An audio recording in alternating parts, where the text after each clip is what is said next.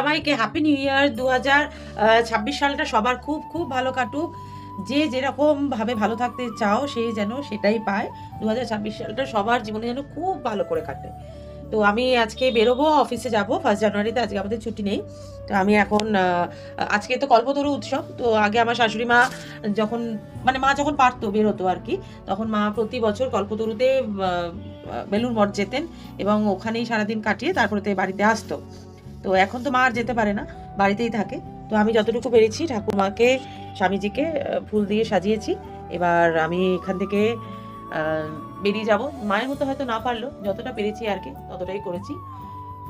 এই আর কি, মাও দেখলে খুশি হবে।